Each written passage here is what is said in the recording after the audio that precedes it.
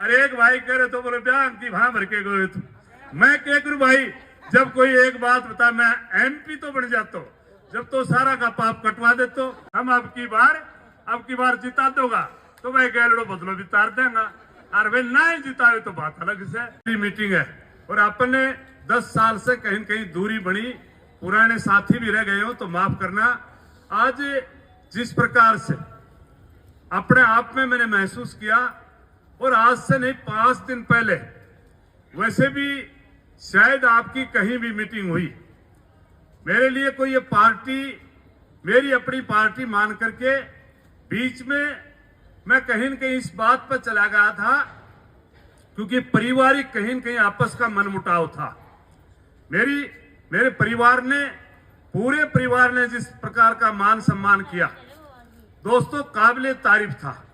मैं एक बात कहता हूं कि अगर कोई नई क्यारी पैदा कर करके अगर कोई नेता बना सकता है तो चौधरी देवीलाल परिवार बना सकता है, क्योंकि सबसे पहले लंबी लिस्ट लिखने की जरूरत नहीं, क्योंकि चाहे हमारे इलाके की बात करें, चाहे आपके भिवानी की बात करें, चाहे दादरी की बात करें, पूरा हरियाणा प्रदेश की बात करें, एक ऐसा परिवार देवीलाल परिवार एक ऐसा परिवार है जो वर्कर को और उस वर्कर को ऊपर चढ़ाने का काम करते हैं।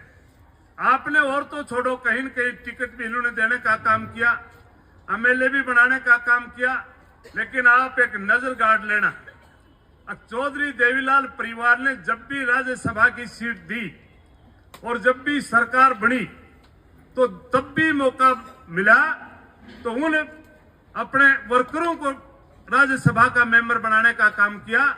दोस्तों सीधी सी बात है, अगर एक राज्यसभा का मेंबर बनता है तो 100 करोड़ रुपए लोग देने के लिए तैयार है। ऐसे ऐसे धन्नाटे लोग हैं जो 100 करोड़ रुपए भी दे सकते हैं, लेकिन आपके बीच में जितने भी बनाए, मैं सबका नाम गिनाऊंगा तो शायद आप ये सोचोगे कि मैं भी अपने आप में नाम नहीं ले पाऊंगा, लेकिन पूरी तरह से आप हिस्ट्री उठा लेना। अब तक का जितनी भी सरकार आई उन्होंने अपनी सीटें बेची या अपने परिवार के लोगों को बनाने का काम किया, लेकिन एक यही परिवार है जिसने अपने आप में अपनी ताकत को गरीब को देने का काम किया। वो एक ऐसा परिवार था, लेकिन बीच में परिस्थितियां बदली, उनकी वजह से मैं दूर नहीं गया। जब भी परिवार के लोगों को कोई मेरी जरूरत पड़ी और मेरे को भी पड़ी तो मैंने जाकर के अपना दर्द सुनाने का काम किया, लेकिन परिवार की वजह से बीच में 8 साल पहले मैं चला गया था। मैं अपने आप में महसूस करता था गलत करके आए, लेकिन मैं ये भी बात महसूस करता था कि इस परिवार में थोड़ी सी टूट आई है, और इनमें से जो आगे आएगा और जो चौधरी देवीलाल की नीतियों पर चलेगा उसको फिर एक दिन अपनाने का काम करेंगे। और उसको लेकर के हमने 8 साल तक कांग्रेस में रहे, लेकिन जिस प्रकार का मैं एक कहता हूं, हमारे इस परिवार में जो अपने आप में अगर हर वर्कर को उठाने का काम करता है तो ये परिवार करता है। और भाई सबसे पहले मैं कोई बड़े परिवार से नहीं, बड़े घर से नहीं, कोई पॉलिटिशियन परिवार का बेटा नहीं, मैं एक गरीब घर में पैदा हुआ और 150 रुपए की नौकरी करने वाले आदमी को अगर मेरे को विधानसभा में भेजने का काम किया तो चौधरी देवीलाल की पार्टी ने और चौधरी देवीलाल के जो सिपाही जो बैठे इनने मेरे को 9 में विधानसभा में भेजने का काम किया। नई कॉन्स्टिट्यूंसी बनी थी, नांगल चौधरी थी, वहां से जिताने का काम किया। और 14 में जिस प्रकार का मेरा अपना सम्मान करने का काम किया, 14 में मोदी जी की आंधी थी, और खास करके आज साथी कह रहे थे कि अहीरवाल ने कहीं न कहीं में पीछे करने का काम किया, लेकिन अहीरवाल का भी कसूर नहीं था। मोदी जी आए, रेवाड़ी में रैली करके गए और एक बात कह करके चले गए, हम 1 रैंक और 1 पेंशन देने का काम करेंगे। हमारे इलाके के सारे लोग मिलिट्री में काम करते थे, उन्होंने कहा 15 लाख रुपए हम हर व्यक्ति के खाते में डालने का काम करेंगे, लेकिन एक भी काम मोदी जी ने करने का काम नहीं किया। इसलिए मैं आपको विश्वास दिलाना चाहता हूं, अब की बार आपको वहां से भी एक बहुत बड़ी जीत हासिल करने का काम करेंगे। हमने भी अब की बार भगवान कृष्ण का नाम लेकर के वहीं से शुरुआत की है। मैंने कहा हमने बाबा हनुमान को तो मना रखा है, लेकिन अब की बार भगवान कृष्ण को भी मनाएंगे और अब की बार हनुमान को भी मनाएंगे। हम हर देवी देवता के पास में जाएंगे। मेरा विजय भाई कह रहा था कि हर देवी देवता के पास में जाएंगे, हर मेरी माता बहनों को मनाने का काम करेंगे।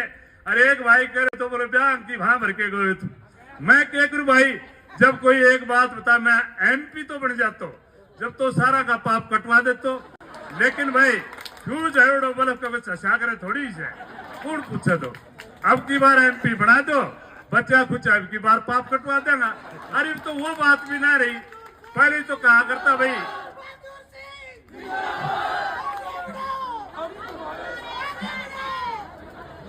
और पहले तो भाई कहीं न कहीं कह दिया करता बोलो भाई जाटा की छोरी जाटा में जाएगी। अब तो मैं पीछे से प्रोग्राम करे तो उनाड़ी चेलावास में, तो मैं चेला सड़ा कर बड़ा प्रोग्राम है, लाखों लोग आऊंगा। मैंने कहा प्रोग्राम संभालना है तुम्हें। बोलो के बात, मैंने कहा आपको संभालना है। अब की बार जींद, भिवानी, तुसाम, हिसार, राजस्थान और मैं कहा नांगल चौधरी सारे लोग आऊंगा और थारा बच्चा कुछ को सारा पाप कटवा दूंगा।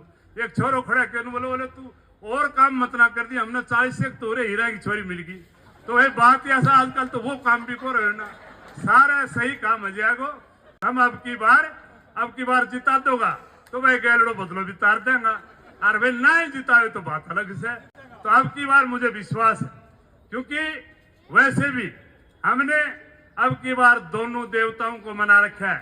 और भाई जो देवता से, चाहे गौशाला से और चाहे लक्ष्मी माता से, सरस्वती से, सबका अब की बार पग पकड़ रखा से अब की बार जरूर जीतोगा, आशीर्वाद है। और मैं आपको बताना भी चाहता हूं, अब की बार अगर पार्टी ने आपको कैंडिडेट बनाया तो वे पंडित तो सुनी, लेकिन अब की बार 4,20,000 वोटा सपा जीता, सारा लग जाना। और मैं आज सारी बातें तो मेरे से पहले वक्ताओं ने सभी ने बताई दी। अब तो बात यह है चुनाव की बिगुल तो बज ही चुका और कल से हम चालू भी कर देंगे। और आज जिस प्रकार से हमने बाबा हनुमान का और आज खास करके परसों बाबा हमने जिसको कृष्ण जी को मनाया और आज हनुमान का, आज बाबा का प्रसाद भी हमने करने का काम किया। तो पहले तो प्रार्थना करूंगा प्रसाद जरूर लेकर के जाना और बाबा हनुमान जी का आशीर्वाद भी लेकर के जाना और भाई मन ने भी आशीर्वाद दे के जाना। ये प्रार्थना करने के लिए आपके बीच में आया था। आज हम आए आपने छोटा सा निमंत्रण में। परसों हमने कहा था कि हम भिवानी और दादरी की मीटिंग करना चाहते हैं और आपने सिर्फ आप फेसबुक के माध्यम से, टेलीफोन के माध्यम से, आपका यूट्यूब के माध्यम से और आपने दोनों प्रोग्राम जबरदस्त कामयाब करने का काम किया। मैं दिल की गहराई से आप सभी का, जिला भिवानी के लोगों का, दादरी के लोगों का और मेरे साथ में मेरे महेंद्र का है उनका भी धन्यवाद करना चाहता हूं। आप सभी का बहुत बहुत धन्यवाद। जय